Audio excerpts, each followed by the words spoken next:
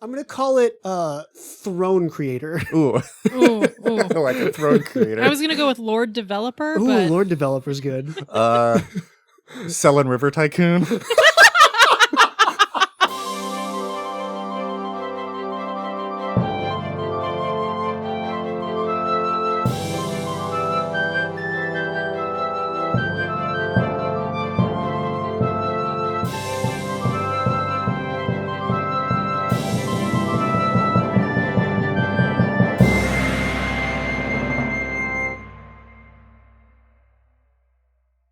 Hey there. Welcome to the Tabletop Travel Guide, the podcast where we explore fictional worlds and civilizations right from the comfort of our own tables.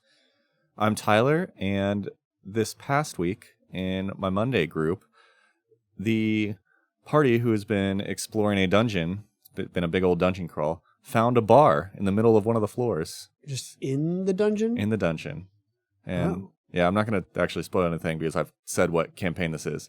But they found a bar, and they heard stuff coming from the side, and they were about to kick in the door, and they kick in the door, and there's a bunch of things just drinking, hanging out, and they all stared, and it's like deep in the dungeon. So I ended off on the campaign, or I ended off on the session that time, and they're like, we don't know what to do. We're used to killing things. It's a perfect transition. Yeah. Good. Well, I'm Ryan. I have not played a TTRPG since we last recorded because we did anime things. We watched Gurren Lagann, both movies. Gurren Lagann. It was awesome and confusing and wonderful. That anime is wild, but it was fun seeing both your nephew. Yes, my 11-year-old nephew. It was fun seeing him experience it and find how weird it is as an 11-year-old, but it was also fun watching Charles, who is obviously our friend Charles, and had never seen it before, so seeing him react when all of us knew what was going on. It's a good time. It's one of my favorites. Yeah. And I'm Sam, and I did not watch anime this week, but I got to start the finale arc for my campaign, and during that, learned a little bit about exploration rules, which I will admit I do not know that much about. So, learning for everyone. As purveyors of Pathfinder and Pathfinder apologists, one thing all of us have been garbage at doing in all of our campaigns is exploration rules, which are super useful. We just never use them. I was wondering why when I explicitly a couple times I've been like, Sam, I scout ahead. And you're like, great, you scout ahead. And then you guys all get there. And I'm like, don't know what that means. Okay. Yeah. Yeah. Because at one point, like anything else, it's like, okay, I'm going to stealth and go here. We're used to like the old dungeon crawl of like, I stealth and go here. I stealth and go here. I stealth and go here. I search and go there. And then it's just like, there's rules for this. We really got to use We just forget to use them every time. So yeah, that'll be on our to learn list for us. Yeah. Yes. To learn. We all can grow as players. So with that, reminder that you can support us on Patreon. There's a link in our show notes and also on the page on our website. You can also search us at Tabletop Travel Guide Podcast on Patreon itself. There is a poll out there right now for our Q1 episode into organizations. Last time I saw it, looks like Pathfinder Society is winning in terms of what people want us to do a deep dive into. So if you're any level of patron, you can vote in that. Go check it out. So we don't have anything. We misspoke. So we will dive right into our topic for the day. Sam. Hello, everyone. I'm so excited to take you to the River Kingdoms today. So the River Kingdoms are where the concurrent campaigns that I'm running are located. So I had done a bunch of research on the River Kingdoms already for this. And incidentally, we are going to go to none of the places that I used for that campaign. So this is like 6 months in the making and also completely irrelevant to the campaign you're running. Yes, but you'll get to see then all of the fun things that I had to try to narrow down from when I was trying to decide where I wanted to set my campaign, because it's a little bit of homebrewy stuff. I do like how when we first started this podcast and before Sam joined on as a host, even when we talked about it, Sam was like, I want to do River Kingdoms when you get to it. So a year later, she's still the host. We're finally here. What books did you use for this? I only used A Guide to the River Kingdoms. Okay. That's all you And need. there's a lot of information in there, so I actually didn't feel like I really needed to pull in any secondary sources. Nice. If I'd really wanted to deep dive, but I already felt like I had too much information, I could have pulled stuff also from the Kingmaker adventure path. But that really only gets into like a small chunk of the River Kingdoms. Yeah. So it's called A Guide to the River Kingdoms. Cool. It's one of the campaign setting books. Nice. So, and it came out in 2010. So the information in there isn't quite up to date with everything right now. But I think that most of this isn't going to be significantly different than what's going on in 2E. Right. Cool. So, Cool. yeah. So jumping right into the River Kingdoms. So we are south of Brevoy. We are west of Resmirin. And we are kind of in that far eastern part of the middle of the inner sea country. East of Okay. Resmirin. Yes. And this is north of Galt, right? Correct. Yeah. Yeah. We're back So around. we're- We're touching Say, it. we're literally all the way back around, and then we just needed to do Lake and Carthen, and Yep. then Avistan's done. Yeah. Yeah. So River Kingdoms borders Numeria, Keonan, Galt, Resmirin. They're close to Taldor too, so they're kind of just right in the middle of all of these other bigger Is big.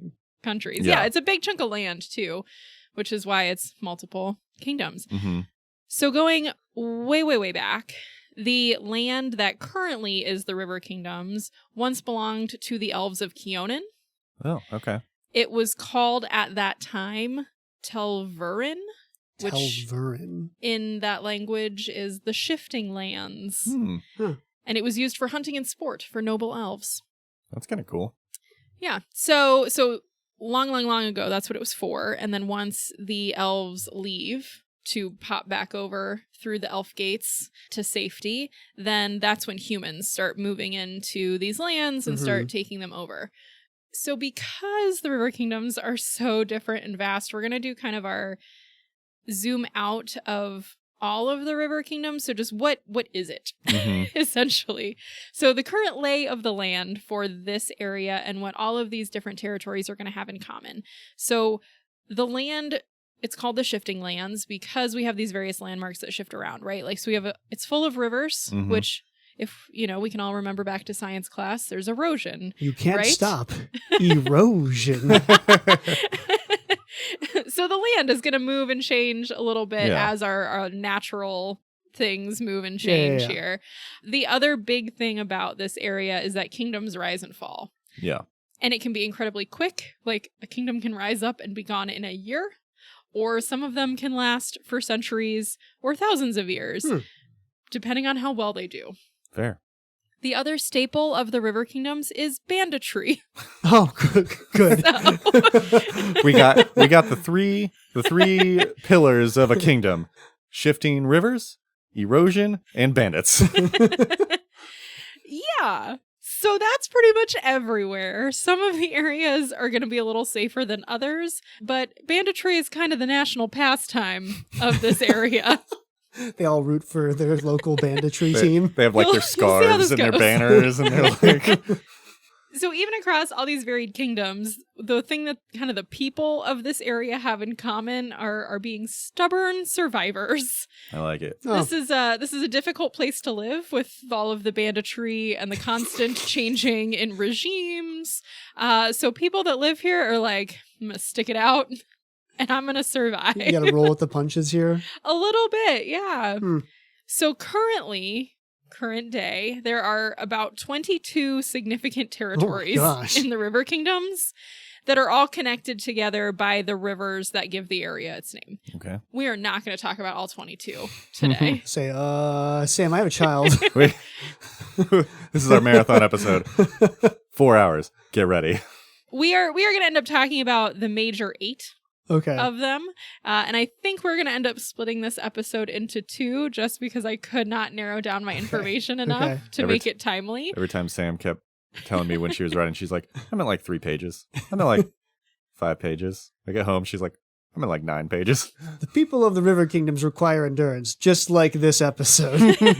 There's just so many fun stories, and each of the territories are so completely different that it Yeah. felt like a disservice to not give their whole stories. Sure. So the Sellen River is going to be our main body of water that's connecting all of these areas. So this is the river that runs through all of these territories. It has branches, it has tributaries. Confusingly, they are all called the Sellen River. Great. Sometimes it's East Sellen, Main Sellen, West Sellen. It's like the main street.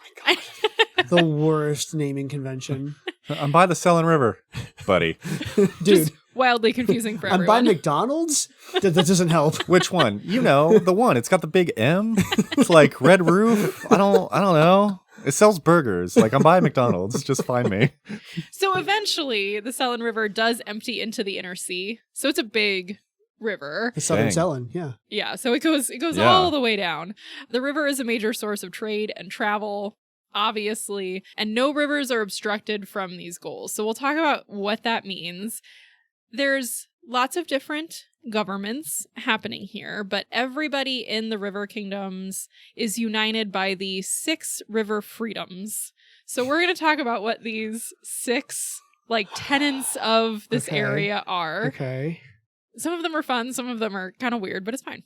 The first one is say what you will, I live free.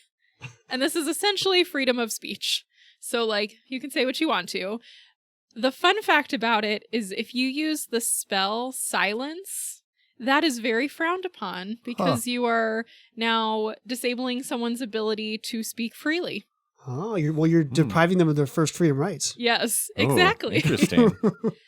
The flip side of kind of this freedom of speech is the second river freedom, which is oath breakers die. So if you use your free speech and you make an oath, you better keep it. We're Ooh. taking it seriously. Okay. So you can say whatever you want, but you better be able to back up your word, essentially. All right. Your speech has consequences. Yeah. Okay. Yeah. The third one is walk any road, float any river. So what this one does is it prevents lords, kings, managers of territory from blocking land or water travel or charging tolls. However, it doesn't ensure that you are going to get through these places safely. It just means that the local governments can't say, no, you can't come through, or you have to pay 10 gold to walk through my land. So this is my interstate trade freedom. Yes, Okay. yes. No toll roads, just toll bandits. Just bandits. You're not wrong. Number 4 is courts are for kings. So what that means is here the law is malleable, and in each of their own territories, leaders can do what they want. So they're not confined to a building. Their law is everywhere in their territories, but it can change based on the territory you're in. Okay. Nice. Number 5, slavery is an abomination. So here in the River Kingdoms, escaped slaves are always welcome, and they are considered free as soon as they arrive. Nice. Huh.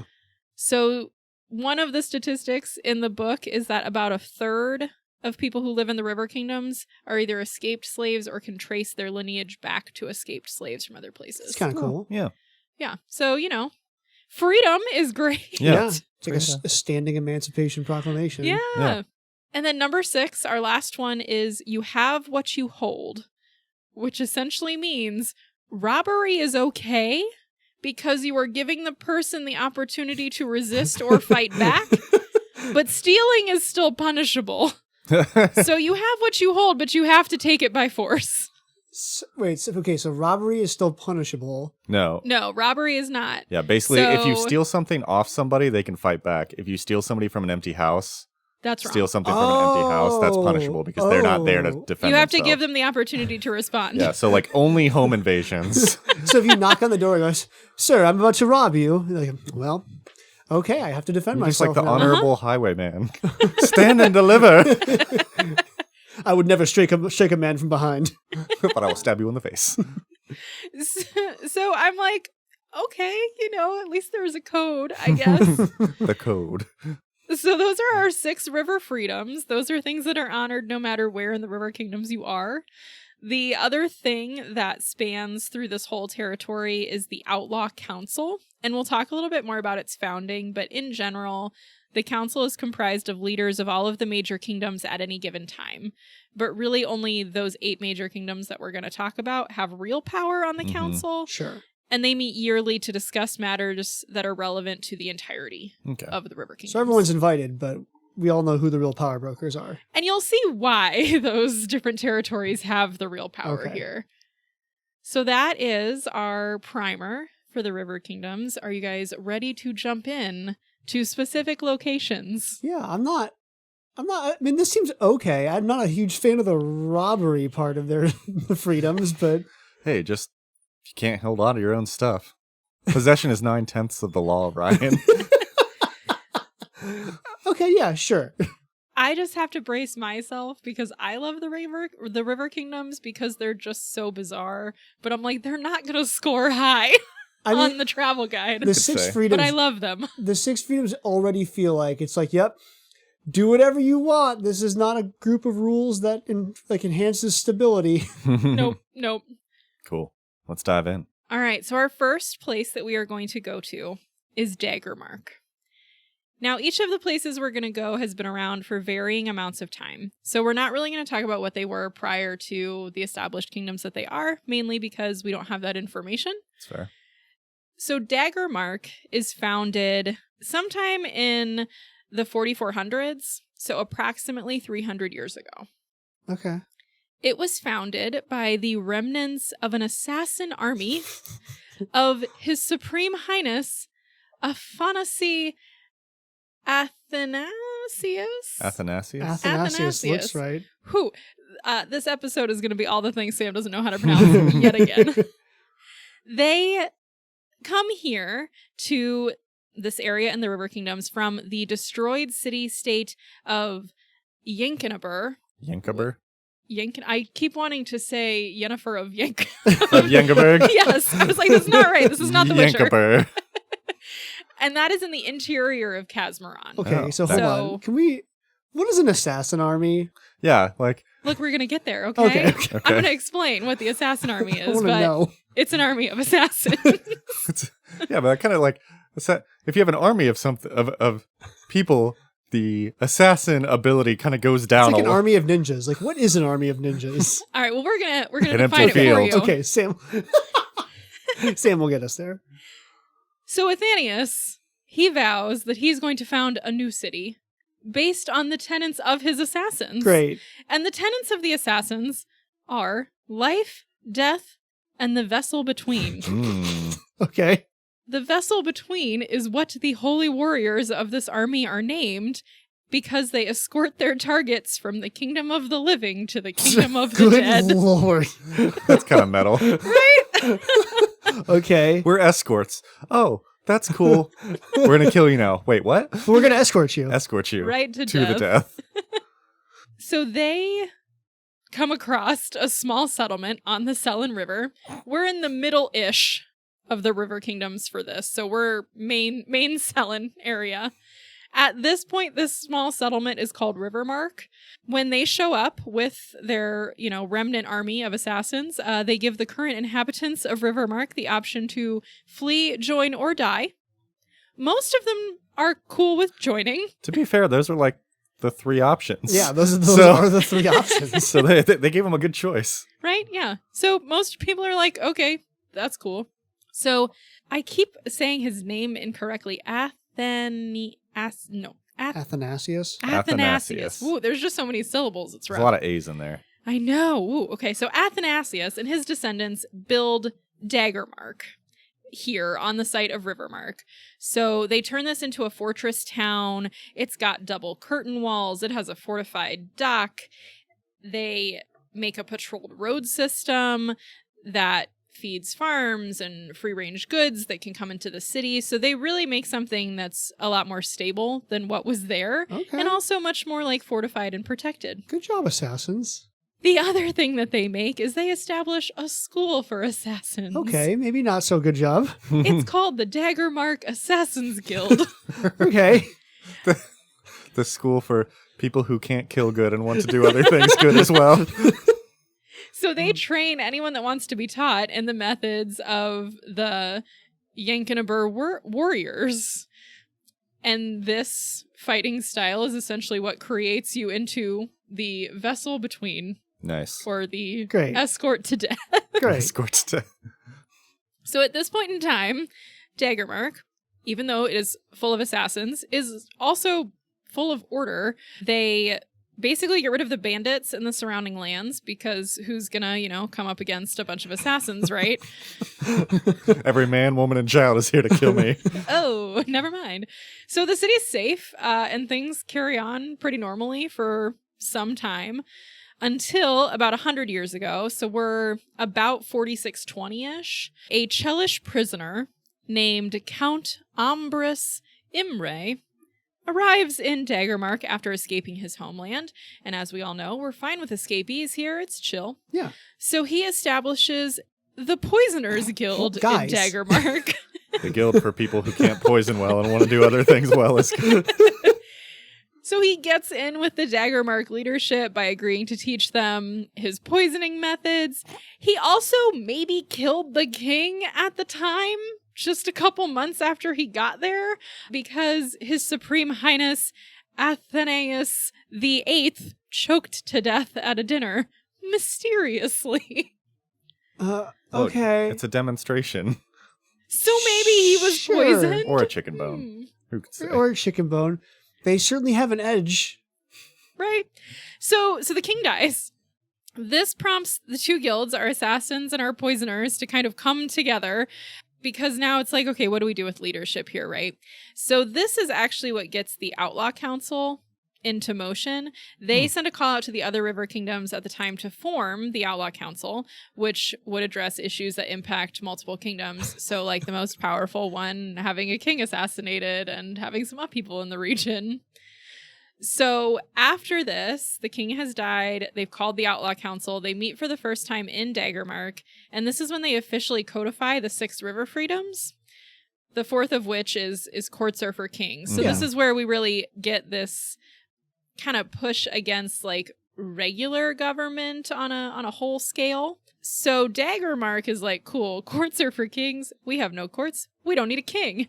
And they kind of fall into anarchy. Well, I mean, when you... the leaders of the city are the Assassin's Guild and the Poisoners Guild. It's not great. I don't know what we expected here. So, well. If it isn't the consequences of my own actions. So Daggermark becomes mob rule for a little bit in here, and then of course nothing gets done. Yeah. Right? Because we don't have anyone really putting things together. Yeah, because the assassins are in charge. Well, it's the assassin and the poisoners, and no one is telling either one of them to like look at a common goal. So in the winter of 4657, thousands of residents nearly starved to death because it's cold, they ran out of food, no one really planned for this. And so at this point, everyone's like, well, maybe we do need some kind of government. Okay. Or someone looking out for things. Okay. We need some structure. So the Assassin's Guild says, okay, we have a plan for this. We can create structure. Oh, no. They announce that the students of the guild need practice. So they can be hired out by regular citizens for a fair price to send a message. Send a message to anyone. Somebody probably mistook that as like, I need a telegram sent. Can you please send this to It's my like high school relative? candygrams. There are only 2 rules. You can only hire a student assassin once per year, and you can't target a member of the military for assassination. What? Can you guess what happens next? A lot of people want to join the military so they don't die. Everybody joins the military. And now we have a standing military that can stand against other countries and brings everybody together and creates some stability Man, again. when the only tool in your toolbox is a hammer, everything is a nail. I still like how I'm like, still want to know where they got from point A of like, okay, people are starving. We need some infrastructure. Let's assassinate people and get a bigger military, to point B of like, it's stable. I feel like there's a lot of infrastructure that's not answered by a military of assassins. Well, here's where we land with this. Currently, in a given month, only 5 citizens in Daggermark die from assassination or poisoning, but murder and similar violent crimes are extremely rare and property crimes nearly unheard of. Oh. Because if you steal from someone, they might just hire a student assassin to kill you. Forever purge. Except everybody. I don't know. This is such a bad idea. This is such a bad idea. This isn't a great form of government. I didn't vote for you. So there have been various lords of Daggermark that come and go at this point. Some are more effective. Some get some things done. Some don't last long. Some are assassinated. You know, it happens. Weird how that happens. Yeah. So essentially, the Assassins Guild and the Poisoners Guild are in charge of this territory. Yeah. So if you really want to learn how to, kill people, it's a great place to go.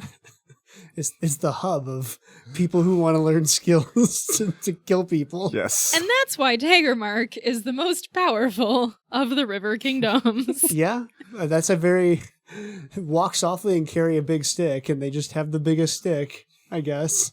Yep. It's true. Okay. But they don't walk softly either for assassins. Yeah, we're assassins. We'll let you know we're assassins. I told Didn't you. say they were subtle assassins. Yeah. All right, so that's the first of our kingdoms. Are you Nice. ready to move on to kingdom number 2? Let's do it. Yes. Hopefully we have a better system of government than stab and poison. Well, That was actually the peak of River Kingdoms. And that is the most stable of the River some Kingdoms. of them have better ones. You'll just laugh when I tell you where we're going next. Okay. Cool. Next, we're going to go to Gralton. Okay. And Gralton is the kingdom that borders Galt. Heyo. So I'm And sure it's- it's very stable. It's a nation full of people who have fled Galt. Oh no. So it was founded by Obadas Nazul, a wealthy bank owner from the Galton city of Edme. He fled Galt when his bank was forcibly taken over. So he grabs his friends, they flee into the River Kingdoms, and then they settle into this area. It is inhabited when they show up, but they just forcefully take it over and rename it Little Galt. Little Galt. Sure. So Nazil, he becomes the mayor of the I area, elect myself mayor. pretty Of much. Little Galt. With all of my friends. But this area continues to grow because more people that are like, I'm piecing out of Galt keep showing up. Checks and out. as it grows, he doesn't have as much control over the area. He's not like feeling super great about keeping everybody in line. So he ends up setting up an advisory council, and they start to rule, and they rule until he dies 2 years later. Okay. So he's kind of setting up Mhm. a little bit of government. So the council then appoints a new leader, a man named Hanan Gralt, who his main goal that he starts suggesting to everybody, we should reclaim our land in Galt. Great. Good luck. He also decides that we're not going to be Little Galt anymore. We're going to be renamed Gralton. This is basically the same name. Well, his last name Name is is Gralt. Gralt. Yeah. So he has renamed it to himself. Yeah. Little of course. Gralt. Yeah. Apparently, the name Little Galt was found to be demeaning by a lot of the But they want to ex-noblemen. go back. Sure. I would just call Whatever. it Better Galt. Better Galt. So Think West of it. Galt. West Galt. North West, Galt. North North Galt. Galt. Northwest. Northwest It's Galt. fine. So since this point in history, the governor and the council have shared a somewhat equal rule over the city-state. The council is 5, the governor is 1, and that continues to be the makeup of the government up through present day. Okay. Now, in 4687, so I don't have exact dates on when Gralton was founded originally, but since we have 2 leaders before 4687, I'm assuming only within the last 100. I was going to guess 100 30 so or 40 maybe. I don't know. years. Yeah. So in 4687, which is the first date that I actually have for this territory area, brigands invade Gralton. Mhm. They are repelled, which is great. However, they set fire to some notable structures, and Governor Gralt dies. Poor Gralt. Right? Rest in peace, Gralt. So sad. So then the council appoints Lord Marinus Sherlorn Marnius? as governor. I am Marinus? Marinus? Marnius. Marnius? Marnius Charlorn. Anyway, he's appointed governor, and he is still the current governor. Okay. Oh, So he's been ruling for about 50-ish. That's pretty good. that's, He's that's stable. having a good run. So he's appointed. Refugees from Galt continue to come into Gralton. It is a little bit dangerous to get here with all the bandits on the roads. Mhm. So it's not like a super easy trek. So we're not having like tons of people show up every day. Sure. But they do continue to come through. The majority of Gralton citizens were formerly nobility in Galt. So it's a little bit rough of a transition when they get here. I used to be a banker. Now I'm a poop shoveler. Yes. Yes. So most of them like adjust to like the idea of like, well, we need industry and things for this civilization to continue. So I guess I will do some labor or get a job, that kind of thing. Yeah. But this tends to be an area that's a little bit more difficult because it just has a lot of people that are refugees who are not used to the lifestyle showing up here. So they don't have a fabulous time. The other fun thing about Gralton is they have several secret societies Yes. that are all aimed at how do we regain what we've lost in Galt. Of course. Okay. So there are 4. Oh my gosh. I know. I expected, Everybody like, has different 2. ideas. The first one is the Hand That Takes.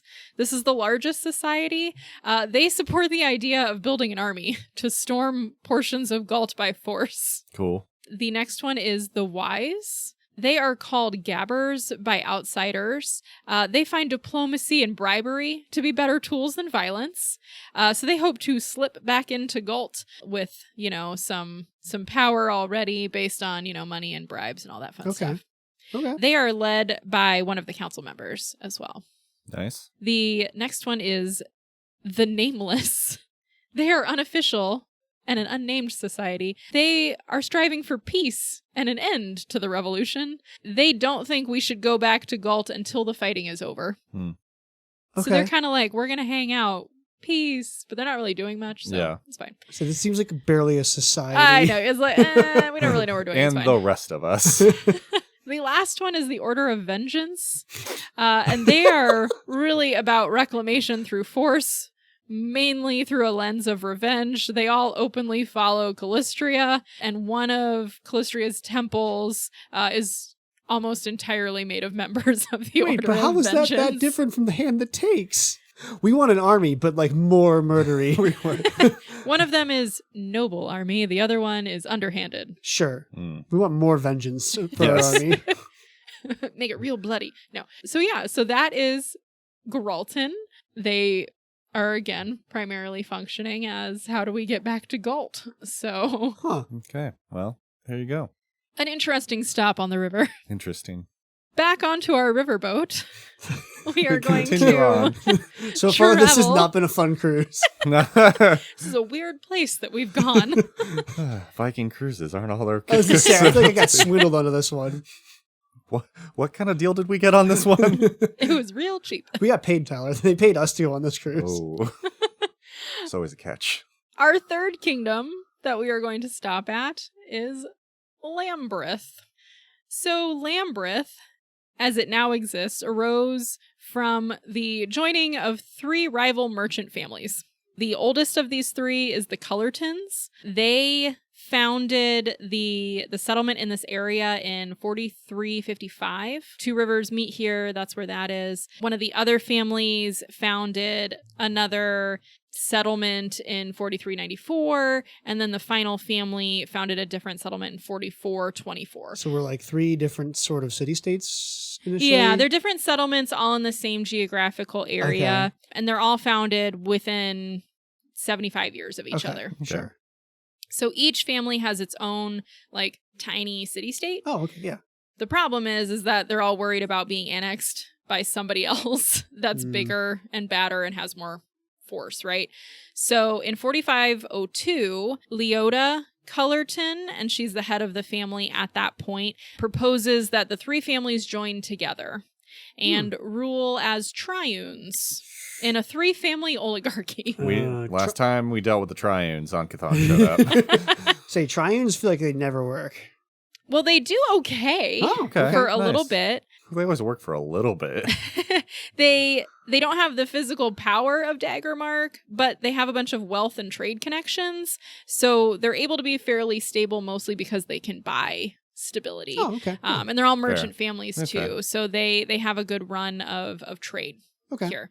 The thing that then becomes the problem for them is when Razmir rises to power. So Lamberth has a direct border with Razmirin. So this is where, when Razmir is looking to expand, he starts to push into.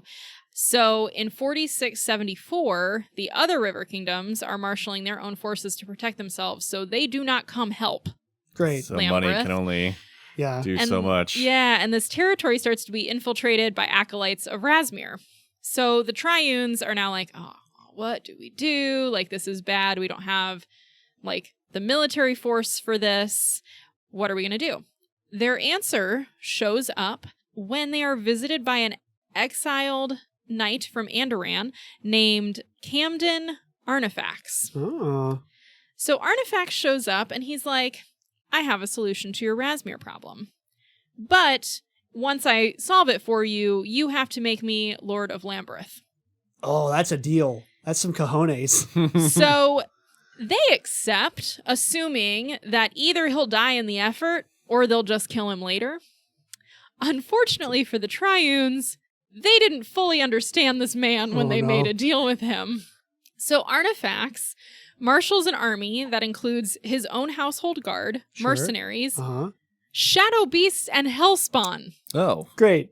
So he shows up to this battle riding a nightmare steed, which a nightmare is a statted out creature in Pathfinder. They're like flaming horses from hell. So Arnifax and his forces slaughter the Razmirans on this territory in 4675. And this event becomes known as the Moonlight Massacre. That's kind of a cool name. Man. And it's now celebrated yearly as a holiday. Yay. So, Okay. Woo. I haven't heard any huge negatives yet. Yeah. Don't worry, we'll get there.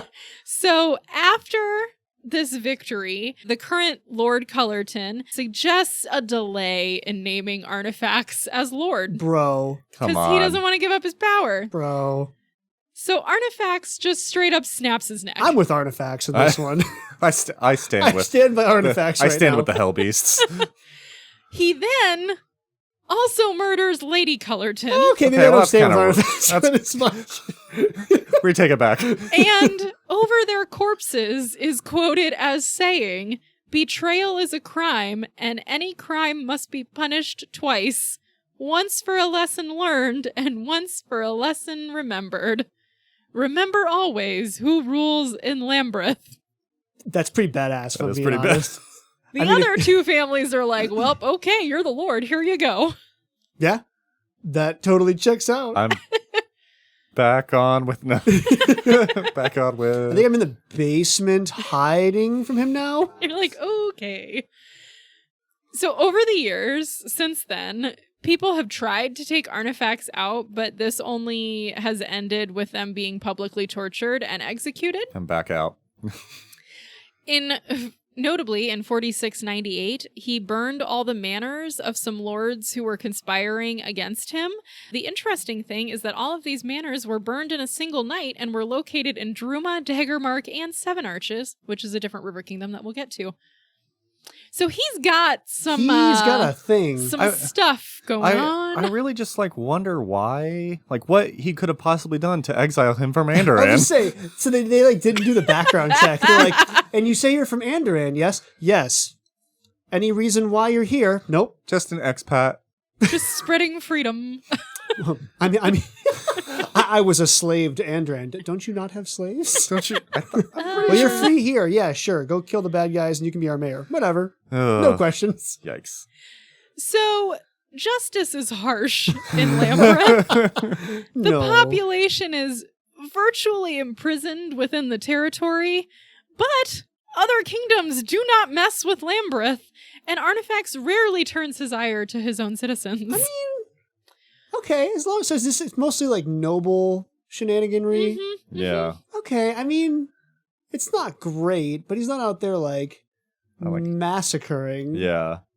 No, so it's really just don't get on the dude's bad side or try to take him out, but at least you're in a kingdom that's probably not going to get overrun by any other kingdoms. Yeah, and I don't know. This are assassins. Yeah. Okay. This seems a little better, I guess. Okay. So not bad. Okay. We've got some order in here Yeah. and Yeah. some rules. So that's Lamberth. I know you're all feeling very positive about the River Kingdoms right now. Super I positive. mean, Okay, yeah, It could be sure. worse. It could be worse. Yeah. I think that's actually about as like worse as we get. Okay. Okay. Somehow. So this is where we are going to pause on Okay. our river cruise. We will hit the other 5 of the 8 major kingdoms in next week's episode. We didn't want to overload anyone with too much information today or make a 2-hour Yeah. talking fest. So we are going to pause the kingdom narratives here. We're going to do our campaign and character, and then next week we will be back with the other 5 kingdoms, which maybe will be better. Cool. Maybe. Cool. I Well, hope so. thank you, Sam. This has been an interesting start to our journey. Ryan and I will look at the return policy or the refund policy for our Viking cruise. But Mhm. yeah, we'll be right back after a word from our sponsors.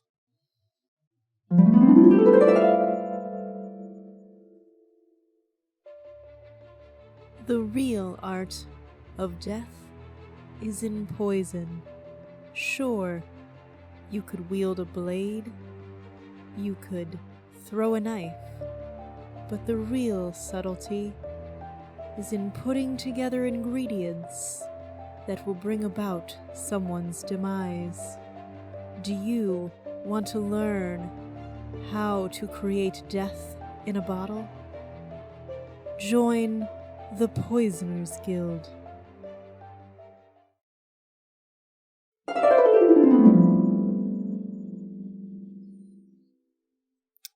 Hey, welcome back, and thank you to our sponsors. Please don't send us a message. And so we go to a campaign with Ryan. Yes, I really had to work hard for this one, Tyler. Yeah. So I have concocted Oh dear. a wonderful campaign where players, they travel around, they do good deeds, they eventually establish their own kingdom, they can choose to rule from their capital, they can do some more adventuring, they can What- build a base. What do you Wow, call- this sounds familiar. What do you call Yeah. this one, Ryan? What do you call this I'm campaign? going to call it Throne Creator. Ooh, Ooh, ooh. like a throne creator. I was going to go with Lord Developer, Ooh, but Lord Developer's good. Selling River Tycoon. yes. That's actually a great name. Yeah, so in all seriousness, I did try to make something that was not Kingmaker. Cool. I was targeting level 5 to 10-ish. Okay. And I don't know much about the River Kingdoms. This was very much my first introduction from Sam. Yeah. My previous character in Sam's campaign is from Daggermark, so I had read like a little bit about the Mhm. Outlaw Council.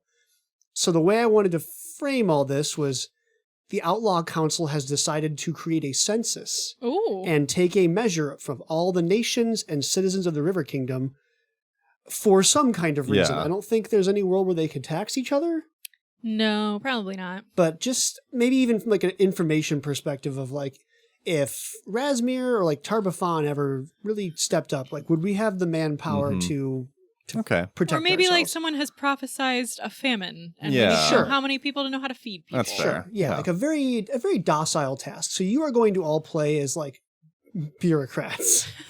You're going to be census workers. And you are under strict orders to go around to different parts of the River Kingdom and to not intervene. You are not adventuring. You are there only to take the census count. Cool. Except, of course, you've talked to the Assassins and the Poisoners Guild, and they have given you like a bounty list of 10 people. Oh, no. And so the guilds are paying you as like double agents to actually go around, use your cover as bureaucrats to find these extremely wanted individuals and take them out. Amazing. I like it. Yeah. So I envisioned this almost as like a monster of the week kind of thing where all the individual stories probably aren't super connected. You can kind of just hop from town to town to Yeah. town. And what I would do is I would hand these physical dossiers to the players, and they would have all kinds of detailed information of like, oh, well, you know, this person lives here and this is where they were last sighted. This is the crime they're wanted for. Oh, this is fun. I like this. And of course, like me as the GM, I have a more detailed, bigger version of the Yeah. dossier. So as you go around and collect information and collect census information, their players, I'm sure you will not be able to avoid intervening in random things every week. You'll get more information on those people in the Yeah. dossiers. So I took a shot and just created some semi-randomly generated bounties. There is Grilitus, a male kobold, wanted for serial poisoning of town wells. Oh, It's part of the Poisoners Guild. he's why he's gone wanted. rogue. Yeah. See? We have Elkia, an unknown shapeshifter wanted for druidic crimes. Oh. Cool. I've invented Norvid, a Kelid human former assassin who possesses interesting guild secrets that need taking Ooh. care of. Mm. Krokug, a male orc wanted for theft of noble furniture. Can't steal nobles' chairs. Fair. Do it. And Selena, a female Chelish human who's wanted for use of black magic. Okay. I like it. Burning Yeah. all the witches. Yeah, and I would hand those dossiers and kind of see what stuck with the players. And Well, I feel like that could even be something you did is like, if you couldn't run a campaign session, you could just hand a dossier to somebody else and like they Yeah. could run it. It's like kind of like a Pathfinder Society scenario where you don't really need to know everything. Just like, oh yeah, just run this with Yeah. characters. Well, and I like that you can basically drop it into whatever city you want, which is Yes. cool. So it's, I don't know, it's just fun. It's a fun way to explore all the different places in a wildly diverse area. yeah, especially because I didn't know anything about the River Kingdoms really. I was like, well, we could probably just put this anywhere. I'm sure there's people hiding out. Yeah. Absolutely. I like that. Cool. So for characters today, we are doing something new. Ooh. So not only did I prep a character, but as we have a couple lore master patrons, Ooh.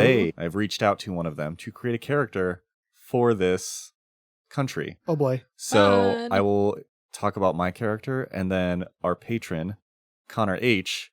I have his character right up, and so we're gonna say what his character does and did, and fit that into the campaign as well. Okay. So you have 2 Fun. characters for your campaign. Oh boy. Yeah. So the first character is mine, and I kind of just decided to send it with this character, and I feel like it actually kind of works with your campaign. So I have Feylara Nuana. Okay.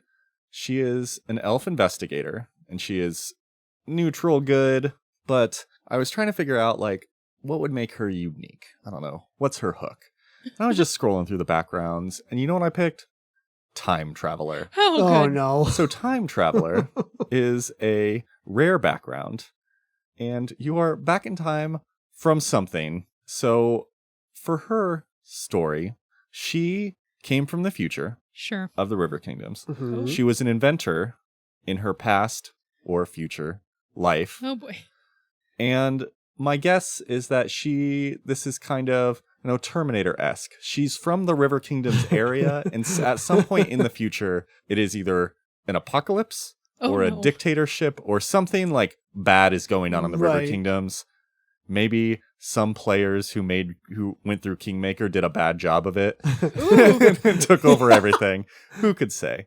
So for whatever the reason of why it's crappy, she, along with her other kind of guildmates as an inventor, built something to let her go back in time to try to root out the cause of this terrible Ah. future. Amazing. So she was sent by herself because she's an elf, and I gave her the ancient elf Mm. heritage, which means you've basically over 100 years old. You're pretty old. Yeah. And so the thought was they're not sure what the inciting incident that caused this. The history books have been kind of destroyed, so they're sitting her far enough back that if she needs to live long enough to like figure it out, She has the time. she has the time. Okay. So she gets sent back and basically kind of turns into an investigator and would fit perfectly into this campaign to go on a Monster of the Week because she is not entirely sure what causes Yeah. the apocalypse in the future, but she knows something is going to cause it. So joining this campaign to be like,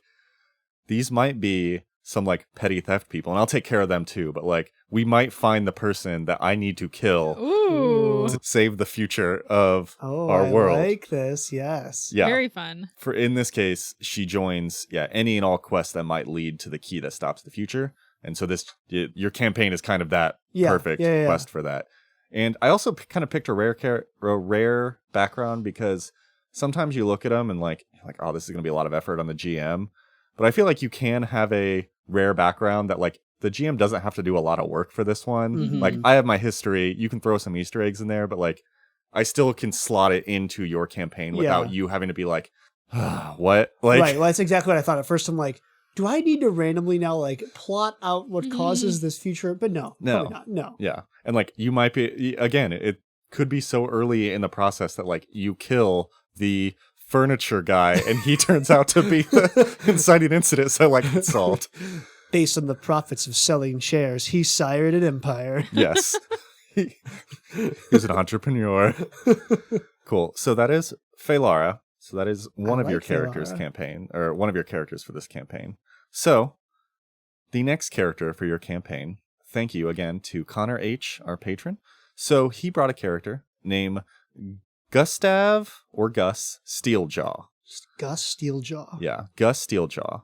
He is a barbarian, and he's a lizard folk.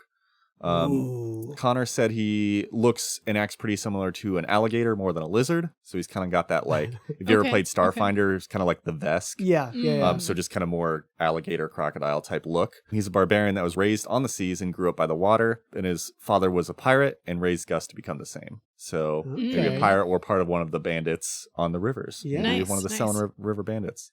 So his thing is he barrel rushes enemies at full speed and he attacks head on. He has feats like sudden charge, bashing charge, barreling charge, determined dash.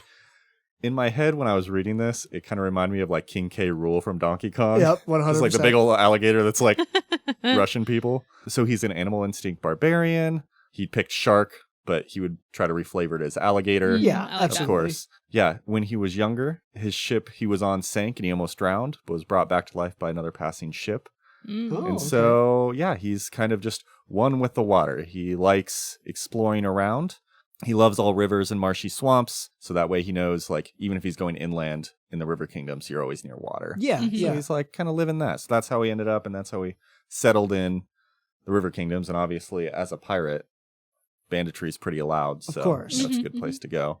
So my assumption is maybe he could probably be almost a guide for this. Like if he's a pirate all over the River Kingdoms. Yeah. Yeah, I imagine. Then he's gonna know how to travel and where Yeah, to go. so he Well, might- and the census is everybody, right? Yeah. So you're probably going to bandit camps. Yeah. It's probably actually a great hook for a session. It's like, these are the meanest, baddest, most awful bandits in the entire region. You don't need to just go figure out how many they are. Like, you just need to talk to them, figure it out, and you can leave. Yeah. And then he's your in. Yeah, he'd be a good in for this, and probably jump in. One of the questions I ask is, what is an interesting quirk about your character? And one of them is, he has a ticklish tail. So there you go. He also has a stuffed animal rabbit called Squishy that he often has conversations with. Oh, jeez. And he loves puzzles and riddles, even though he is absolutely terrible at them. Stop. So this is cute, cuddly, barbarian alligator man. Yeah, I mean, I imagine Gus like barbarian animal instinct rage person, but is... I would like make him do fort saves to resist being tickled. Oh, for sure. Absolutely, you should. Yeah. Cool. Well, I think Gus and Felara would get along Oh, yeah. swimmingly. Yes, I would love to see all of Gus's adventures on the river. Yeah. It's important to have a good, diverse cast when you're going around and surveying the lands. It would also be funny if you like you either met him the first time as like, there's an alligator on the river. It's like, oh, no, that's just Gus. Talking to this little squishy. I don't know. Is it better to introduce? Is it better to introduce him doing an awesome thing, or better to introduce him like, and then in the side conference room, there's an alligator talking to a stuffed animal. This is your bodyguard. I could see it both. Oh. I could see it both ways. They both would be great. Cool. Well, thanks again to Connor, who wrote this in. Very exciting. Very cool. Yeah. So I think we will hold off on scoring, obviously, until episode 2. We got to get through all of the other territories. We don't want to prematurely put a score that we're going to regret next episode. So we'll score this episode, or we'll score next episode. Yeah, I was going to say, we're not going to score this episode. We'll score next episode. But again, we'll leave it there for today. Thank you to all our listeners. Again, if you're enjoying the podcast, tell your friends. If you want to reach out to us, hit us up on Instagram or our email at tabletoptravelguidepodcast@gmail.com. Again, you can check our website that has, we're still doing listener surveys, so do that there. Otherwise, I think that's about it. So we'll see you next week for the conclusion of River Kingdoms. Safe the sailing. exciting conclusion. The exciting conclusion. Exciting conclusions. Yes. Safe travels, everybody.